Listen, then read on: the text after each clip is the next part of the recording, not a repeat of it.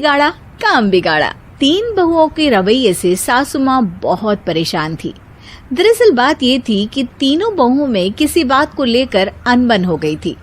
तब से ही तीनों एक दूसरे से मुंह फुलाए रहती थी। ना कोई सीधे मुंह किसी से बात करती, ना किसी का कहना मानती। पड़ोसी भी इस बात को जानते थे और जाने कैसे कैसे बातें भी करते।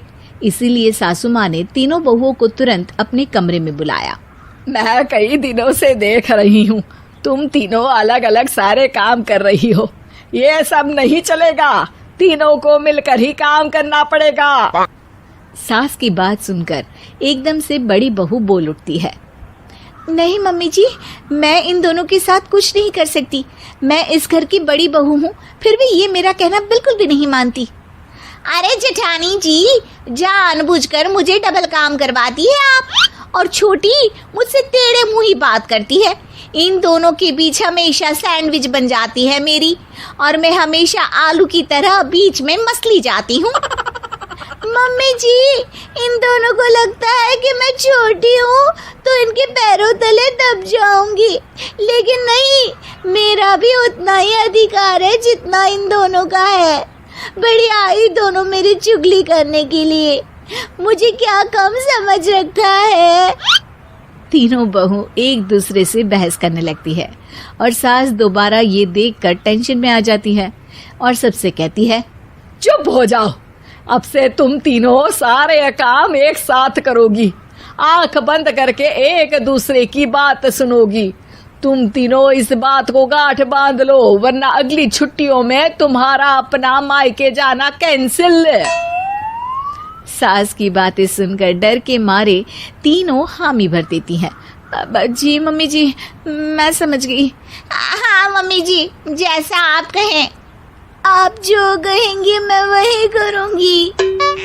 तीनों बहू सास की बात को गांठ बांध लेती है और वादा करती है कि अब से सारे काम वो तीनों एक साथ मिलकर ही करेंगी। ये सब देखकर सास खुश हो जाती है और वहां से चली जाती है। नीचे जाकर वो देखती है कि घर में शर्मा जी आए हुए होते हैं। सास जोर से आवाज लगाकर कहती है, अरे बहू, जरा चाय बनाकर तो लाना, शर्मा जी आए हैं।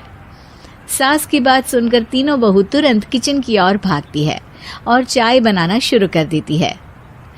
मुझे तो एकदम मसाले वाली कड़क चाय पसंद है, तो हम शर्मा जी के लिए मसाले वाली चाय ही बनाएंगे।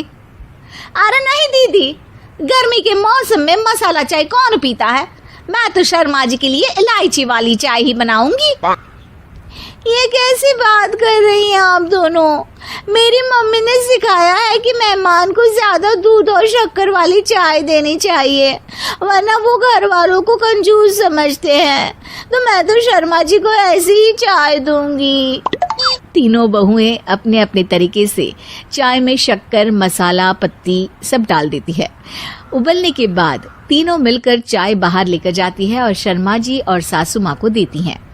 चाय पीने के बाद शर्मा जी सासू माँ को देखकर शर्मा जाते हैं और शर्मिंदा महसूस करते हैं कि आखिर उन्होंने चाय पीने के लिए हामी क्यों भरी।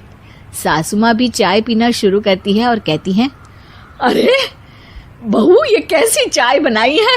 चाय है या मीठे दूध की बासुंदी? हाँ, चाय अच्छी नहीं लगी क्या? कोई बात नहीं, हम पराठा बनाकर लाते हैं। चलो चलो अंदर। हाँ हाँ चलो। हाँ आती हूँ मैं भी। नहीं नहीं, मेरा पेट चाय ने ही चौपट कर दिया, वही काफी है। पराठे से पोपट नहीं करवाना, मैं तो चलता हूँ। शर्मा जी चुपचाप पतली गली से निकल जाते हैं। अगले दिन सास बहुओं से कहती है, अरे बहू, जाओ जाके ऊपर के गेस्ट हाउस की सफाई कर दो। कल हमारे यहाँ मेरे दूर के रिश्तेदार आने वाले हैं, तो पूरे कमरे को चमका देना, समझी? तीनों बहू सास की बात को मानकर ऊपर सफाई करने चली जाती हैं और तीनों कमरे की सफाई चालू कर देती है। बड़ी बहू मकड़ी के जाले साफ करती है, तो बीच वाली झाड़ू लगाना और छोटी वाली सर्फ डालकर जमीन धोना शुरू कर देती है। अरे दीदी, जेठानी जी, अभी मैंने पूरी फर्श धोई और आप फिर से धूल नीचे गिरा रही हैं।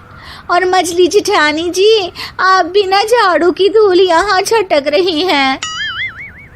अरे तीनों को साफ करना है, एक साथ सफाई करते हैं ना। अरे वही तो, हम साथ साथ हैं, घर साफ साफ है। तीनों बहू ऐसे ही काम में उलझ जाती है और 2 घंटे तक एक ही कमरे की सफाई करती रहती है। बहुत देर से अपनी बहुओं को ना देखने के कारण सास ऊपर कमरे में उन्हें देखने जाती है, लेकिन कमरे में घुसती ही वो गीली फर्श पर फिसलने के कारण नीचे गिर जाती है। ओरी मोरी मैया, हड्डी मरोड़ के रख दी। आए मेरी तो कमर ही टूट गई रे। तीनों बहुएं सास को उठाती हैं और बिस्तर पर सुला देती है। अरे मेरे हाथ पैर दर्द कर रहे हैं, दबा दो, आराम मिलेगा। हाँ जी माँ जी। अरे जी माँ जी। और तीनों बहुएं एक साथ सास के हाथ को दबाना शुरू कर देती हैं। माँ की तो चीख ही निकल जाती है और नतीजा ये होता है कि सास के बचे हुए शरीर में भी दर्द उठ जाता है। हाय राम, ये क्या कर दिया तुम तीनों ने। अरे मेरी तो किस्मत ही फूटी है कि तुम जैसी बहुएं मुझे मिली। हे भगवान, पूरे शरीर में दर्द बढ़ गया है। अब तो पता नहीं कि चल भी पाऊंगी या नहीं। माफ करो, मुझे गलती हो गई मुझसे कि तुम तीनों को एक साथ काम करने के लिए बोला। सोचा था तीनों मिलके अच्छे से काम करेगी, लेकिन बड़े बुजुर्ग सही कहते थे कि 3 तिगाड़ा काम बिगाड़ा। तुम लोगों ने ये बात ना आज साबित करके दिखा दी। तुम तीनों को तो समझाना यानी मानो भैंस के आगे बीन बजाना है। तुम्हें अकेले अकेले काम करना है ना, तो अब से तुम अकेले ही अपना अपना काम करो। तीनों बहुएं वहां से जाने लगती है। अरे कहाँ जा रही हो? आप ही ने तो कहा कि अपना अपना काम करो, तो मुझे मुल्तानी मिट्टी लगानी है। अरे मुझे भी तो नेल पॉलिश लगानी है। मुझे ना मेहंदी लगानी है। सास अपना सर पीट लेती है और कहती है, अरे मुझे भी लगाना है कुछ। क्या माँ जी? तुम्हारे घर वालों को फोन तुम्हारी हरकतें बताने के लिए।